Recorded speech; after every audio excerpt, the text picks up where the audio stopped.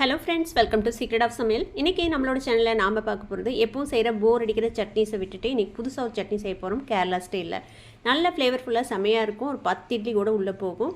அதுக்கு நான் கேரண்டி. சரி வாங்க வீடியோக்குள்ளே போய் சூப்பரான சட்னி எப்படி செய்யலான்னு பார்க்கலாம். ஒரு வடைச்சட்டி அடுப்பில் வச்சுக்கோங்க. இதில் வந்துட்டு கொஞ்சமாக தேங்காய் எண்ணெய் விட்டுக்கலாம். இதோட ஸ்பெஷாலிட்டியே இந்த தேங்காய் எண்ணெயில் செய்கிறது தான். ஒரு 3 டீஸ்பூன் அளவுக்கு தேங்காய் எண்ணெய் விட்டுக்கோங்க. எண்ணெய் சூடானதும் ஒரு 1/2 டீஸ்பூன் அளவுக்கு சீரகம் சேர்த்திக்கலாம். சீரகம் லேசாக பொரியட்டும். சீரகம் பொரிய ஆரம்பிக்குது. இந்த ஸ்டேஜில் ஒரு 7-8 பல்லு பூண்டு, கூடவே ஒரு 2 பெரிய வெங்காயத்தை இந்த மாதிரி நறுக்கி வச்சிருக்கிறேன், அதையும் சேர்த்திக்கலாம்.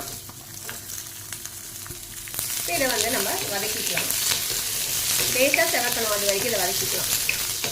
இப்போ பாருங்கள், இந்த அளவுக்கு வதக்கினா போதும். வெங்காயத்தையும் பூண்டையும் நல்லா வதங்கிச்சு, லேசாக செவந்து வதங்கிருக்கு. இந்த ஸ்டேஜில் ஃப்ளேமை வந்துட்டு நல்லா குறைச்சி வச்சுட்டு ஒரு ஸ்பூன் அளவுக்கு காஷ்மீர் சில்லி பவுடர் சேர்த்திக்கலாம். உங்கள்கிட்ட நார்மல் சில்லி பவுடர் தான் இருக்குதுன்னா நீங்கள் அதை சேர்த்திக்கோங்க, உங்கள் காரத்துக்கு தகுந்த அளவுக்கு. இதையும் லேசாக பரட்டி விட்டு இப்போ ஃப்ளேமை நல்லா கம்மி பண்ணி வச்சுக்கோங்க, இல்லைனா தீஞ்சு போயிடும் மிளகா பொடி. இதையும் நல்லா வதக்கி விட்டலாம் அந்த வெங்காயத்தோடு சேர்த்து, இந்த பச்சை வாசனை போக வரைக்கும். இது கூடவே நான் கொஞ்சமாக புளி தண்ணி விடுறேன். நீங்கள் நேராக புளி கூட சேர்க்கலாம்.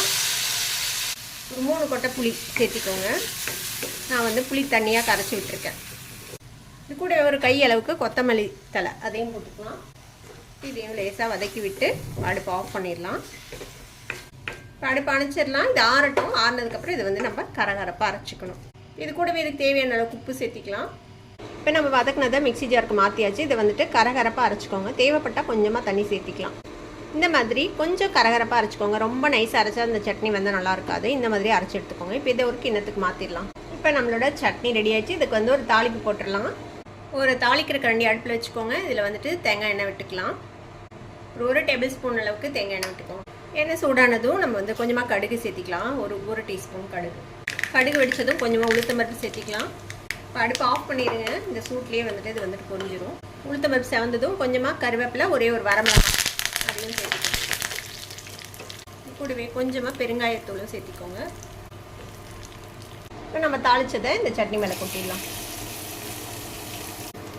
நல்லா கலந்து விட்டுருங்க. அவ்வளோதான், சூப்பரான ஒரு கேரளா ஸ்டைல் கார சட்னி ரெடி ஆகிடுச்சு. நல்லா பஞ்சு மாதிரி இட்லியோ இல்லை மெத்துன்னு தோசையோ மொறுன்னு தோசையோ எது கூட வேணாலும் நீங்கள் வச்சு சாப்பிட்லாம். செம்ம சூப்பராக இருக்கும். ட்ரை பண்ணி பாருங்கள். ட்ரை பண்ணி பார்த்துட்டு எப்படி இருந்தது அப்படின்னு எனக்கு கமெண்ட்ஸில் ஃபீட்பேக் கொடுங்க. இந்த வீடியோ உங்களுக்கு பிடிச்சிருந்ததுன்னா சப்ஸ்கிரைப் பண்ணுங்கள், பக்கத்தில் இருக்கிற பெல் ஐகானை கிளிக் பண்ணுங்கள். அப்போ தான் ஃபியூச்சர் நோட்டிஃபிகேஷன்ஸ் உங்களுக்கு உடனே வந்து சேரும்.